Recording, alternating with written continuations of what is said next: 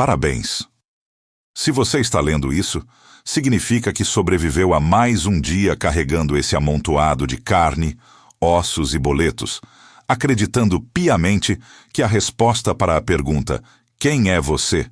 cabe confortavelmente em um cartão de visitas de papel couché, 250 grana. É quase adorável, se não fosse profundamente trágico. Você acorda, olha no espelho e, entre um bocejo e uma olheira, vê um diretor de marketing, um pai de família exemplar ou um professor adjunto nível 4. Mas me diga, ó grande detentor de títulos e medalhas de honra ao mérito da banalidade, se eu arrancasse o seu crachá, levasse seus filhos para um intercâmbio sem volta e queimasse seu diploma com a fúria de um inquisidor, o que sobraria ali, parado no meio da sala, além de um mamífero confuso, levemente acima do peso e desesperado por aprovação externa? A verdade é que passamos a vida decorando um roteiro escrito por roteiristas que nem sequer nos conhecem e que, francamente, não dão a mínima para o nosso desenvolvimento de personagem. Você ostenta um nome que não escolheu, provavelmente uma homenagem a um avô que você mal suportava, ou um surto de criatividade de uma mãe influenciada pela vilã da novela das 8. E usa esse conjunto de fonemas como se fosse a essência inabalável do seu espírito. Eu sou o Ricardo, você diz, enchendo o peito com uma segurança que beira o delírio psicótico. Ricardo não é você. Ricardo é apenas o código de barras que a sociedade e a Receita Federal usam para te rastrear no sistema tributário e garantir que você pague suas dívidas antes de virar adubo. É fascinante, do ponto de vista antropológico e levemente sádico, como nos sentimos confortáveis em celas acolchoadas. A sociedade moderna, essa grande babá autoritária, nos oferece um menu de identidades pré-fabricadas, como se fôssemos bonecos em uma linha de montagem. Temos o bem-sucedido que infarta aos 40, a vítima das circunstâncias, que usa o trauma como escudo para a mediocridade, e o rebelde de rede social, cuja revolução termina quando o Wi-Fi cai. Você escolhe uma dessas fantasias, veste o figurino e sai por aí performando para uma plateia que está ocupada demais, olhando para o próprio umbigo para notar o seu talento dramático. Mas, de vez em quando, o sistema falha. No meio de um engarrafamento quilométrico, entre um podcast sobre produtividade e uma buzina histérica, ou naqueles 5 minutos de insônia antes do remédio tarja preta fazer efeito, o silêncio aparece. E ele não é um silêncio pacífico, bucólico, como o de um mosteiro tibetano em um comercial de chá. É um vácuo ácido, um abismo sonoro que grita no pé do seu ouvido. Tem mais, seu tolo, tem muito mais. Você convive com esse eu há décadas, 30, 40, 50 anos compartilhando o mesmo oxigênio. E, no entanto, se eu te trancasse em uma sala branca, sem janelas, sem Wi-Fi, sem um espelho, e proibisse qualquer menção ao seu extrato bancário ou à sua árvore genealógica, você teria um colapso nervoso em 15 minutos. Por quê? Porque encarar a essência crua é como olhar diretamente para o sol ao meio-dia sem óculos escuros. Queima a retina da vaidade. É infinitamente mais fácil ser um gerente de projeto sênior do que ser um abismo insondável de contradições, medos irracionais e desejos inconfessáveis. O tal projeto divino, como os otimistas gostam de chamar, parece ter sido soterrado por toneladas de lixo corporativo, lógicas de mercado e as expectativas de vizinhos, cujos nomes você nem sequer se dá ao trabalho de decorar.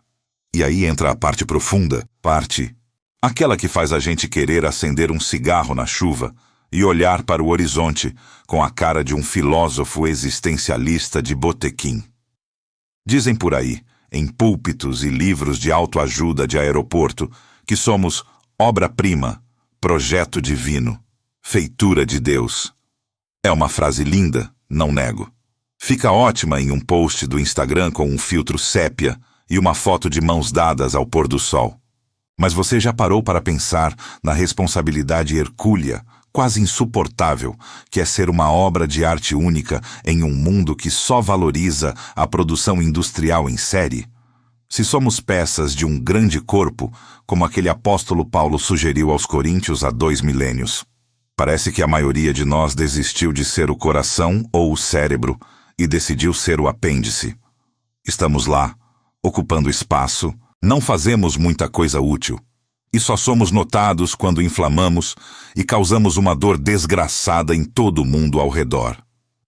Vivemos como se o Criador tivesse tido um erro de cálculo grotesco no Excel cósmico, tentando desesperadamente nos encaixar em moldes de plástico injetado.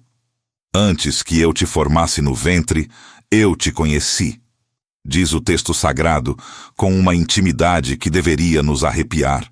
Pois é, Deus te conhecia antes de você se tornar esse emaranhado de ansiedade, cafeína gelada e frases de efeito. Ele conhecia a música inteira, a sinfonia completa da sua existência.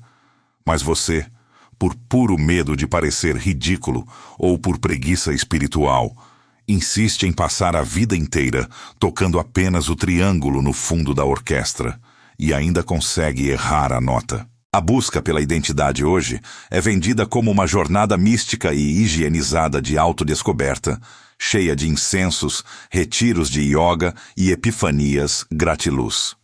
Mentira. Vou te contar a verdade que o seu coach não fala. É um processo de descascamento doloroso, como tirar um curativo colado de uma ferida que ainda está em carne viva. É olhar no espelho às 3 da manhã e admitir que suas grandes conquistas são apenas brinquedinhos de plástico que você acumulou para distrair a si mesmo da inevitabilidade da morte. É perceber que a função social que você exerce com tanto orgulho é, na verdade, uma prótese barata para esconder a sua absoluta falta de propósito. Ser autêntico virou uma palavra de ordem no marketing digital. O que é a ironia definitiva deste século? Seja você mesmo, gritam as marcas que gastam milhões para que você seja exatamente igual a todos os outros consumidores de nicho. Mas ser você mesmo, de verdade, é um ato de terrorismo doméstico contra o status quo. É admitir suas falhas não como oportunidades de melhoria em um relatório de desempenho de RH, mas como cicatrizes feias que provam que você está vivo e que sim, você é um desastre biológico em constante e confusa evolução. A Bíblia, com sua sutileza de um soco no estômago, nos joga na cara que somos templos do Espírito Santo. Agora, pare um segundo e imagine o estado desse templo que você habita. Se formos honestos, as paredes estão pichadas com traumas de infância nunca resolvidos, o teto está vazando insegurança crônica e o altar principal está ocupado pelo Deus da aprovação alheia, que exige sacrifícios diários de dignidade. No entanto, a promessa é que as misericórdias se renovam a cada manhã. Que sorte a nossa, não é? Porque precisamos de um estoque infinito, uma reserva estratégica de misericórdia para suportar a nossa própria mediocridade, enquanto tentamos, tateando no escuro, encontrar esse tal eu místico que as Escrituras prometem. Se a vida é uma sinfonia, a maioria de nós passou o tempo todo tentando reger o barulho dos outros. Estamos tão ocupados tentando ouvir a opinião do crítico sentado na primeira fila, aquele primo bem-sucedido ou a ex-namorada que seguiu em frente, que esquecemos de sentir a vibração das cordas no nosso próprio peito. A identidade não é um destino turístico onde você chega, tira uma selfie, finca uma bandeira e declara: "Pronto, finalmente me achei." Ela é um mosaico caótico que você monta e desmonta todo santo dia, geralmente com as peças erradas, sem a imagem de referência na caixa e sem o manual de instruções traduzido. A grande sacada, o pulo do gato filosófico dessa existência, simultaneamente patética e gloriosa, é entender a contradição. Você é, ao mesmo tempo, nada e tudo.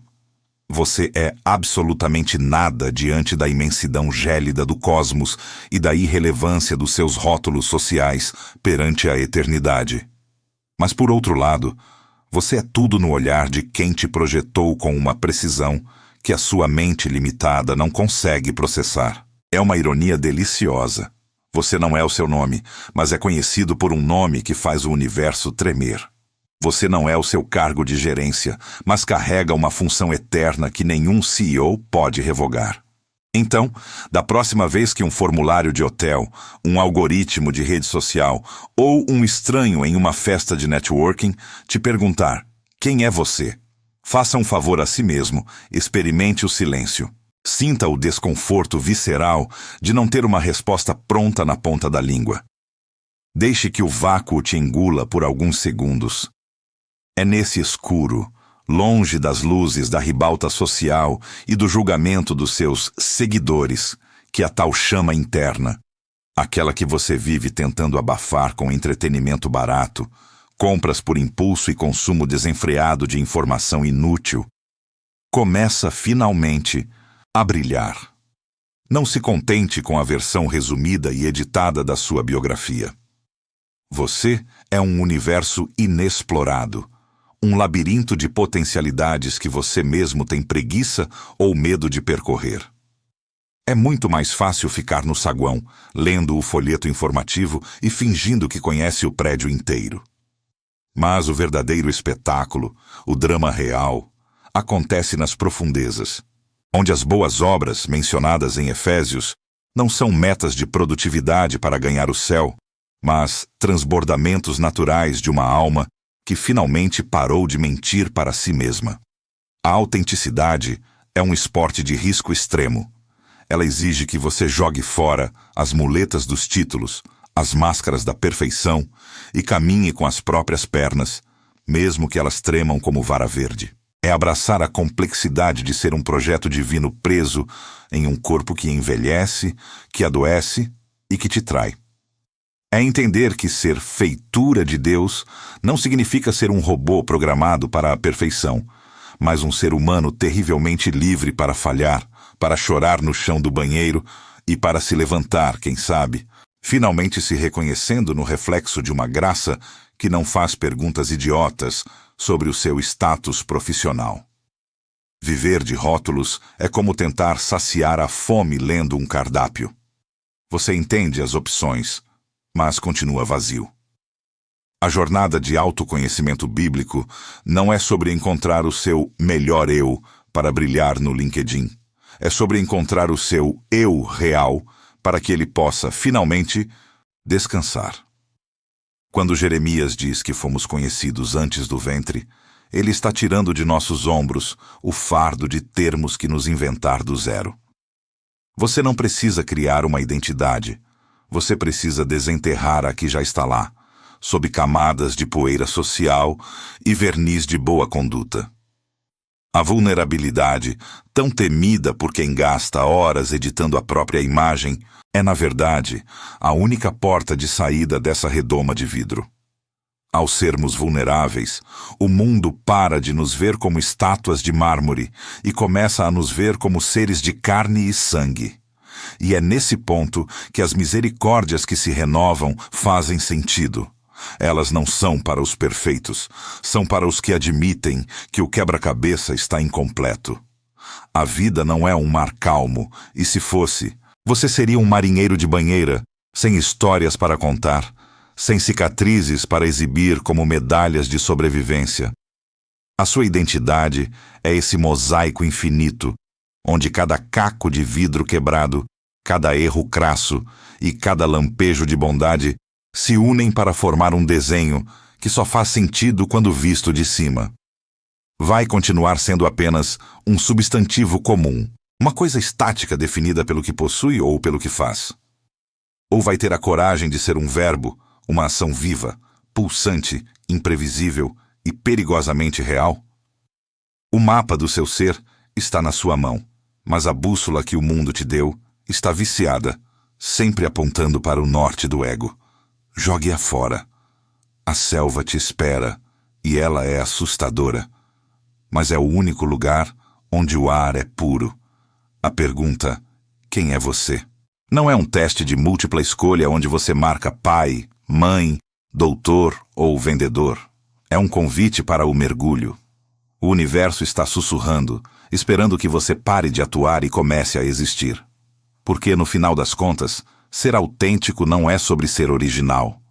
É sobre ser originário, voltando às raízes de quem você foi planejado para ser antes que o mundo te dissesse que você deveria ser outra pessoa. Eu poderia te perguntar de novo quem você é, mas suspeito que você ainda esteja ocupado demais tentando se convencer de que o seu número de seguidores ou o seu modelo de carro são extensões da sua alma. Que tal se a gente começasse de novo? Mas desta vez, por favor, deixe as máscaras na entrada. Elas não combinam com a grandeza do que está escondido aí dentro. Mas e agora? Agora que o teatro fechou e as luzes se apagaram, quem é você no escuro?